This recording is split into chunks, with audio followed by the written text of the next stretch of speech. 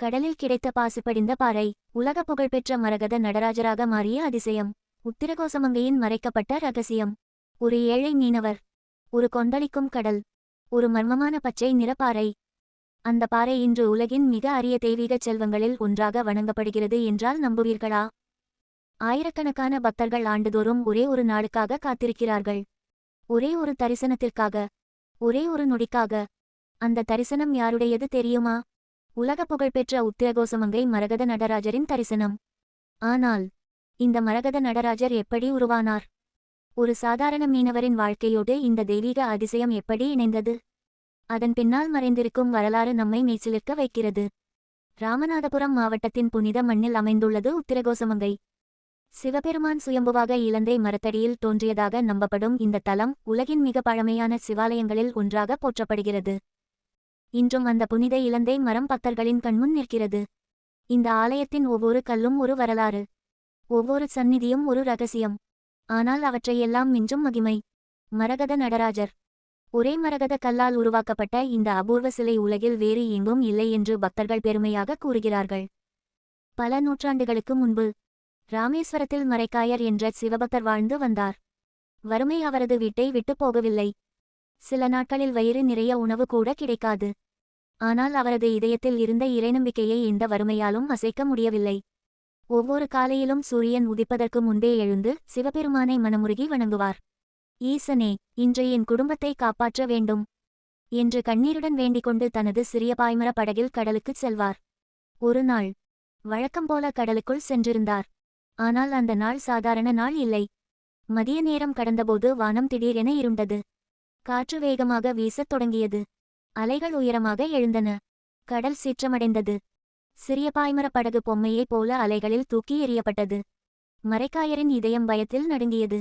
சிவபெருமானே, என் மனைவியும் குழந்தைகளும் என்னை எதிர்பார்த்து காத்திருக்கிறார்கள். என்னை காப்பாற்றுங்கள் என்று கதறினார். ஆனால் புயல் இன்னும் வேகமடைந்தது. பல மணி நேர போராட்டத்திற்கு பிறகு திடீரென ஒரு பெரிய அதிர்ச்சி. படகு ஏதோ ஒன்றில் மோதி நின்றது. அது கடலின் நடுவே இருந்த பாசி படர்ந்த பிரம்மாண்டமான பாறை. மோதிய வேகத்தில் அந்த பாறையின் ஒரு பகுதி உடைந்து படகிற்குள் விழுந்தது. அதனுடன் 2 சிறிய கற்களும் ஒரு பெரிய பச்சை நிற பாறையும் இருந்தன. அதே நேரத்தில் அற்புதம் ஒன்று நிகழ்ந்தது. இதுவரை கொந்தளித்துக் கொண்டிருந்த கடல் திடீரென அமைதியானது. புயல் முற்றிலும் நின்றுவிட்டது. வானமும் தெளிந்தது. மரைக்காயர் அதிர்ச்சியில் உறைந்தார்.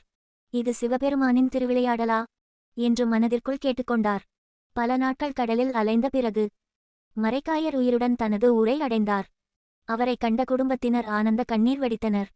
நீங்கள் உயிரோடு திரும்பி வந்ததே பெரிய அதிசயம் என்று மனைவி அழுதபடி கூறினார்.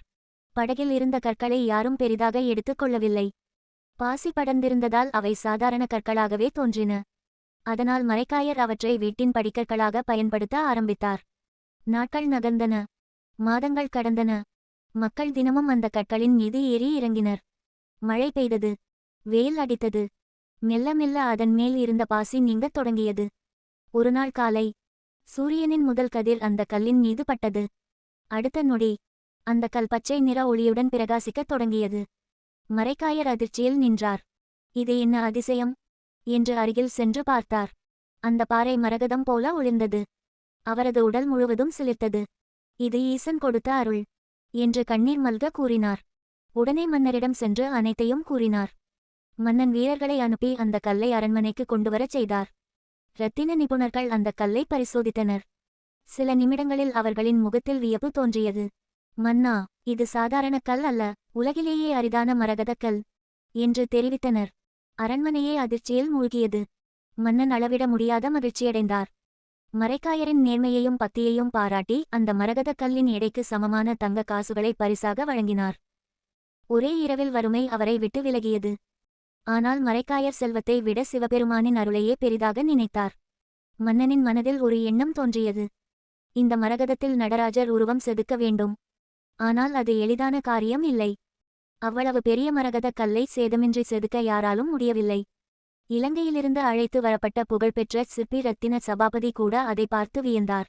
மன்னா, இது மனிதர்களால் செதுக்க முடியாத அரிய கல். நான் முயற்சி செய்ய தயங்குகிறேன் என்று கூறிவிட்டு விலகினார். மன்னன் மனவேதனையுடன் உத்திரகோசமங்கை மங்களநாதரை வேண்டினார். அப்போது ஒரு மர்மமான குரல் ஒலித்தது. மன்னா, கவலைப்படாதே, அந்த மரகத நடராஜரை நான் உருவாக்குகிறேன். திரும்பி பார்த்தபோது அங்கே தெய்வீக ஒளியுடன் ஒரு சித்தர் நின்றிருந்தார். அவர் சித்தர் சண்முக வடிவேலர். மன்னன் அவரிடம் முழு பொறுப்பையும் ஒப்படைத்தார். பல நாட்கள் யாரும் அறியாத தனிமையில், மந்திர ஜபங்களோடு, ஆன்மீக சக்தியோடு அந்த மரகத கல் செதுக்கப்பட்டது. இறுதியில் 5 ஒன்றின் கீழ் 2 அடி உயரத்தில் நடராஜர், 1 ஒன்றின் கீழ் 2 அடி உயரப்பீடம், உலகையே வியக்க வைக்கும் அற்புத கலைப்பொக்கிஷம் உருவானது. அந்தச் சிலையில் நடராஜரின் திருக்கரங்களில் ஓடும் நரம்புகள் கூட தெளிவாக தெரிந்தன. அதை பார்த்த மன்னன் கண்கலங்கி போனார். இது மனித கலை அல்ல, தெய்வீக அருள் என்று கூறினார். இன்றும் அந்த மரகத நடராஜர் சந்தனக்காப்பால் முழுவதுமாக மூடப்பட்டே காட்சி தருகிறார். ஏனெனில் மரகதம் மிகவும் மென்மையானது, வெப்பம், ஒளி ஆகியவற்றால் பாதிக்கப்படக்கூடிய தன்மை கொண்டது. அதனால் அவரை பாதுகாக்க எப்போதும் சந்தனக்காப்பு பூசப்படுகிறது. ஆண்டுக்கு ஒரே ஒரு நாள், மார்கழி மாத திருவாதிரை திருநாளில் மட்டும் அந்த சந்தனக்காப்பு அகற்றப்படும். அன்று ஆயிரக்கணக்கான பக்தர்கள் கண்ணீர் மல்க அந்த அரிய தரிசனத்தை காண வருகிறார்கள். பலர் வாழ்நாளில் ஒருமுறை அந்த தரிசனம் கிடைத்தாலே போதும் என்று நினைக்கிறார்கள். ஏனெனில் அது வெறும் சிலை தரிசனம் அல்ல, இறைவனின் அருளும் பக்தியின் வெற்றியும் நம்பிக்கையின் அதிசயமும் இணைந்த தரிசனம்.